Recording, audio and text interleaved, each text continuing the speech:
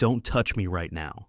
That's what she said, quietly, flatly, like she was reading from a script she'd rehearsed in the mirror. I stood there like an idiot with my hand halfway out, caught mid-reach for her shoulder. The words hit harder than I expected. Not the volume, not the tone, just the distance in it, like she was already somewhere else, somewhere I wasn't invited. My name's Mark. I'm 37 years old. I live in Boise, Idaho, in a house that used to feel like home. I don't know the exact moment Elena started drifting from me. Maybe it was gradual, a late meeting here, a missed dinner there, a shift in tone, the kind of change you notice but don't want to name. But right then, standing in the kitchen with her telling me not to touch her, I realized something else. We hadn't made contact, not even a brush of fingertips or a bump of knees under the table, for 47 days.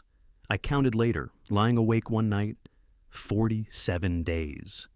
She turned her back to me and went to the fridge. Her robe brushed the counter as she walked, the tie loose like it didn't matter if it came undone.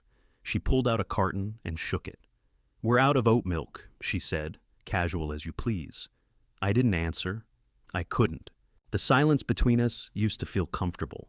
Now it was leaden, choking. She set the carton down, picked up her phone from the counter, and tapped the screen. Just for a second, a message flashed across it. "Still thinking about this morning. You're unreal." I didn't even flinch. I just watched her thumb the screen off and slip the phone into her robe pocket like it was nothing. She didn't look at me. I think in that moment I realized she was already gone, emotionally, mentally, probably even physically, at least from our marriage. Her body was still here, sure. Her keys still hung by the door. Her makeup was still in the bathroom drawer next to mine. But Elena, the woman I married, the person who used to pull my hand to her lap while we watched TV, she wasn't in the room. The house looked the same pale green walls, same slightly too loud fridge, same wedding photo above the mantel. But it didn't feel like mine anymore. It didn't feel like ours. I walked out. I didn't say a word. Just grabbed my jacket from the hook and left the house, letting the door fall shut behind me. I walked for miles, no destination, no plan, just step after step until my legs burned and my breath started hitching. I didn't care where I was. I just couldn't be there. It started to rain a little, just a mist. But I didn't stop. Somewhere near the edge of town, I sat on a bench in front of a closed gas station. The parking lot lights buzzed overhead, casting a sickly yellow glow on the pavement. I stared at the message in my head. "You're unreal." What kind of morning had he given her that I hadn't in years? I didn't cry. I thought I would. But the tears didn't come. I felt hollow, like my heart had already packed up and left along with her. 47 days without a touch. Oat milk, unreal. That was the night I realized it was over. Not in a dramatic, screaming, door-slamming way, but in that quiet, final way that sticks, the kind that doesn't get undone. She was already gone, and now I was too. I started sleeping in the guest room 3 nights after the message on her phone. She didn't notice. Or, if she did, she didn't say a word. The silence in the house was different now, sharper. It wasn't the comfortable kind we used to fall into while reading or folding laundry. It was thick, loaded, like everything we weren't saying was just hanging there between us, waiting to explode. I took the extra blanket from the hallway closet and laid it out on the twin bed.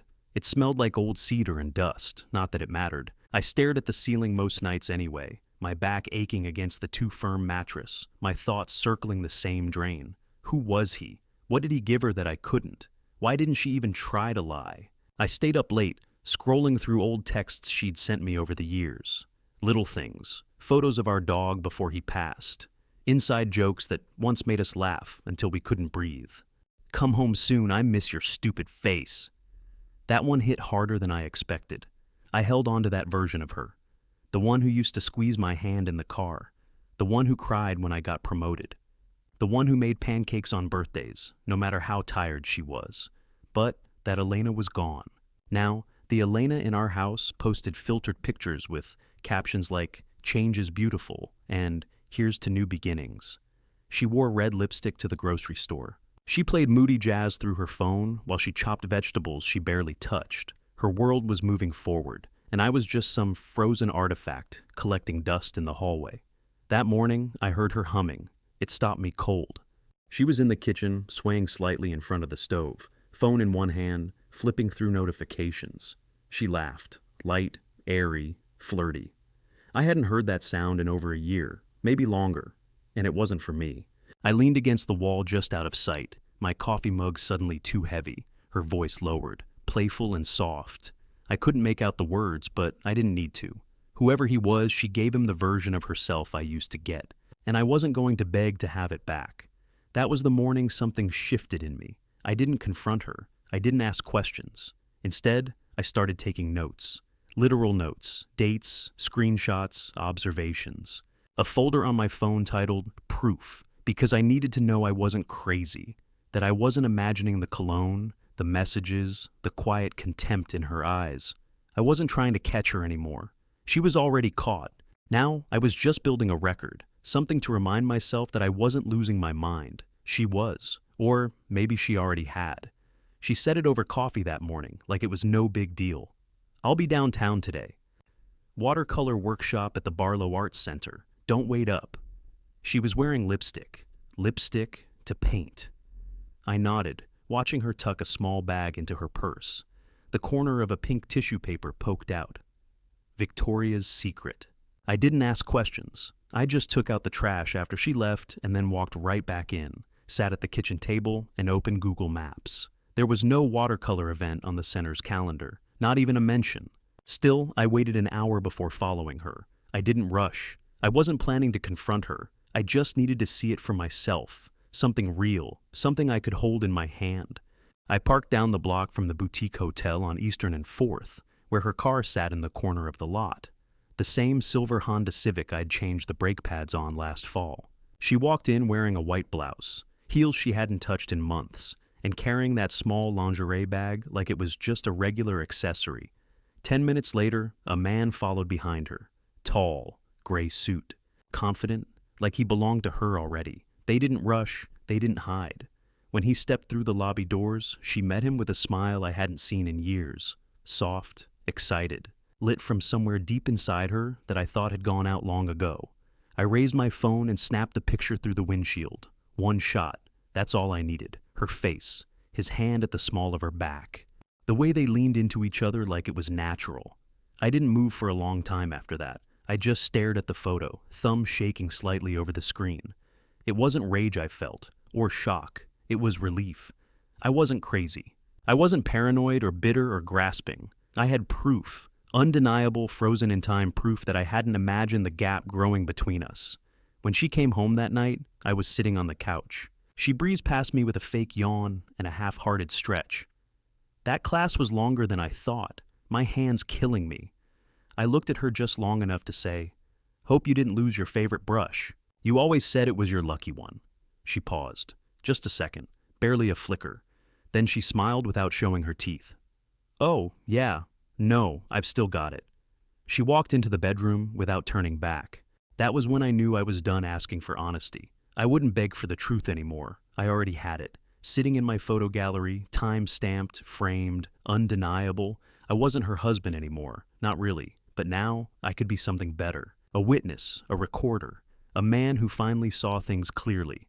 I didn't explode. I didn't confront her. I just began disappearing. The next morning, I canceled the weekly grocery delivery. I knew Elena would notice. She relied on it like clockwork. But when she opened the fridge and found it half empty, she just stared, blinked, and poured herself black coffee like it didn't matter. She used to ask if I wanted cream. That afternoon, I deleted our shared calendar from my phone.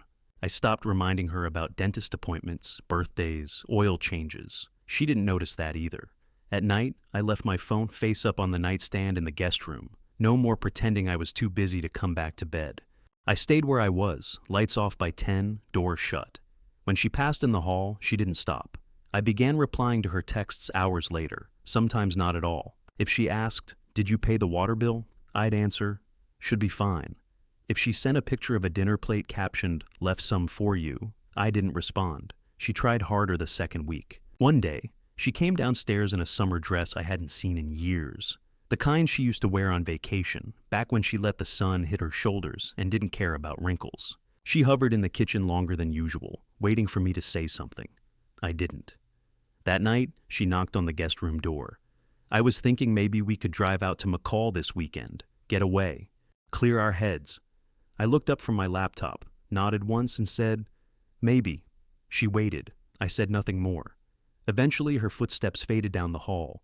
She tried small touches after that. Hand on my arm when she asked about the bills. A kiss on the cheek in passing. I didn't flinch. I didn't pull away, but I didn't react either. It was like watching someone reach into a dark room, unsure if the light would be there. On a Tuesday, I printed the photo, the one of her and the man in front of the hotel. I didn't add a caption or message. I just slipped it into a blank white card and sealed the envelope. I left it on her pillow. Then I packed a duffel, took my coat, and drove 2 hours north to my cousin Jamie's cabin. No phone call, no warning, just distance. It snowed that night. I sat by the window with a cup of tea and watched flakes drift down through the trees, wondering how long it would take for her to find the photo. I imagined her opening it alone, in that quiet house, her stomach dropping the way mine had weeks ago. I didn't want revenge. I didn't even want her pain. I wanted her to sit in the silence she created, to feel the cold air I'd been breathing for months. I wanted her to know she wasn't fooling anyone anymore, not even herself. When I got home, the lights were on in every room. Elena was in the living room, still in the clothes she probably hadn't changed out of since I left. She didn't look angry. She looked scared, like the photo had stripped something away she hadn't meant for me to see. She stood up when I walked in but didn't move toward me. "How long have you known?" Her voice was small, not the usual sharpness, not even fake sweetness, just worn down. I took off my jacket, hung it on the hook, and walked past her into the kitchen. I poured a glass of water before answering. "A while." She didn't ask anything else. Over dinner, she sat across from me, barely eating. I ate like I was alone, slow, quiet, thinking more about my next steps than the food in front of me. "I didn't mean for it to be serious," she finally said, setting her fork down. "I thought I could control it." I nodded once. "You thought wrong." Her eyes started to glass over. "It was supposed to stay small, just something to make me feel alive again. I didn't want to blow up our life." I looked at her, really looked at her, and I saw the cracks forming, her chin trembling, fingers wringing the cloth napkin in her lap. "You already lived it, Elena. I'm not the one who blew it up." She tried to smile, but it didn't hold. I was lonely. "So was I said. Silence again. She pushed her food around her plate for another 5 minutes before she got up and disappeared into the bedroom. I heard drawers opening, rustling, a door creak. Then nothing. Later that night, I passed by the office and saw her sitting on the floor, holding an old shoebox. Inside were letters, ones I wrote her in our early days, cards from holidays, post-it notes with dumb inside jokes from back when we still left those for each other. She held one up like she didn't recognize her own handwriting on the back. "I used to love this version of me," she whispered, "the one who saved everything." I didn't say anything, just kept walking. She didn't try to follow me. For the first time, I saw it. She wasn't in control anymore. The detachment she used so easily was cracking. Her affair wasn't just exposed, it was unraveling her, thread by thread, and I didn't feel pity. I didn't feel anything. Not anymore. I found the apartment 2 weeks before I left. It was a small second-floor unit above a hardware store across town. Nothing special. 1 bedroom, faded brick walls, no dishwasher. But it had tall windows and a view of the street, and most importantly, Elena had never been there. I didn't tell anyone. Not her, not friends, not even my cousin Jamie. I came home from work early on a Tuesday and packed the essentials, my clothes, my laptop, a few books. The painting of the Oregon coast I bought on our honeymoon that she never liked. I left behind the furniture, the wine glasses we got as a wedding gift, the bed. I also left her half the money. I moved exactly 50% of our joint savings into a new account and printed the transaction receipt. On it, I wrote, "This is what fairness looks like." I left it folded on the kitchen counter under the keys to the SUV. No speech, no angry goodbye, just a clean break. By 5 o'clock, I was unlocking the door to my new place. It smelled like dust and old paint, but the silence felt different there. Not cold, not distant, just quiet, honest. That night, I sat on the floor and ate takeout straight from the container. The light from a street lamp spilled in through the window, and for the first time in a long while, I didn't feel like I had to be anything for anyone. The peace was eerie at first. The kind of silence that makes you feel like you've forgotten something important. I kept checking my phone out of habit, expecting some kind of explosion. Instead, there was just static. 2 days went by before she finally posted a photo of her hand holding a glass of wine. The caption, "Reclaiming my space. Sometimes things fall apart, so better things can fall together." The comments were exactly what you'd expect. "Proud of you, girl. You deserve happiness. New chapter, who dis?" I didn't reply. I didn't like or watch or screenshot. I just watched her from a distance. That's all she had now, an audience. And no one in the front row could save her from what was coming. A few days later, she posted another picture, this one of a dinner table with 2 wine glasses, the same wine glasses I left in the cabinet. The caption said, "Healing isn't linear. No mention of the truth. No mention of the envelope with the photo. No mention of me." But I knew she was spiraling. She wanted a reaction, anything to remind herself she still had power. I gave her nothing. I opened a bottle of beer, sat on my hand-me-down couch, and listened to the hum of the city outside. I didn't feel empty. I felt free. It was a comment on one of Elena's posts that pushed me to act. A man with a vague username and no profile photo replied to her picture of some artfully lit breakfast plate with, "Mornings with you are still my favorite." There it was, out in the open. No secrecy, no effort to hide what they were doing. I stared at the screen for a long time before locking my phone and reaching for the folder I'd built months ago. Screenshots, dates, messages. The photo from the hotel. All the proof I had quietly collected, tucked away like ammunition I didn't think I'd ever fire. But I wasn't angry, not anymore. I forwarded everything to my sister, Claire. She was the only person in my life who had ever seen through Elena's polished act. Claire didn't ask questions, she didn't make speeches, she just texted back, "Want me to handle it?" "Do it quietly," I replied. 3 days later, it all unraveled. An anonymous post appeared in a local Facebook group Elena often bragged about being one of the founding members of. It detailed the affair in plain language. No names. Just a woman who preached loyalty while taking lunch breaks at boutique hotels with someone else's husband. The post included the photo, blurred faces. But if you knew her, you knew. It spread fast. A few brave souls began connecting the dots in the comments. A friend unfollowed her. Another removed their tag from an old birthday dinner photo. A third one posted a vague quote about snakes in the grass and performative healing. Elena called me that night, twice. I didn't pick up. Then she texted, "Please, we need to talk." I replied, "There's nothing left to talk about." She followed up with a paragraph I didn't read. I deleted it mid-scroll. I wasn't interested in her spin. I didn't want apologies shaped like excuses. She'd spent too long curating a version of herself for strangers to admire. Quotes, filters, fake wisdom stitched together with betrayal. Now the mirror was real, and she couldn't look into it. A mutual friend sent me a screenshot of a story Elena posted before she took her account down. Sometimes people try to destroy you with the truth. Let them. What they don't realize is they're only revealing who they are. I didn't respond. I just stared at it for a moment, then tossed my phone onto the couch. She wanted the last word, the last performance, one more twist of the narrative. But I wasn't in her story anymore. Not the villain, not the wounded husband. Just gone. And for the first time, that felt better than being right. Elena emailed me, not a text, not a call, an actual email titled, "If there's still anything left to save." I didn't open it right away. I let it sit in my inbox for a week. When I finally read it, she was asking for counseling. She said she wanted to understand what went wrong, that she couldn't sleep without trying. I didn't reply immediately, but eventually I agreed to meet her, one time, neutral ground. A coffee shop we used to go to before things turned bitter. She was already there when I arrived, hair down, no makeup. Her eyes were puffy like she'd been crying, but I didn't feel sorry. She reached across the table the moment I sat down, but I didn't offer my hand. "I just need to say this," she said quickly.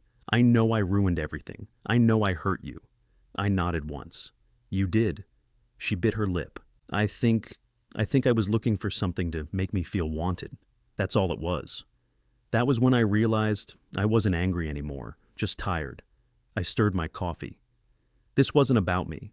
This was about you not knowing how to be at peace without chaos." She looked away. "I kept trying to fix things," I continued.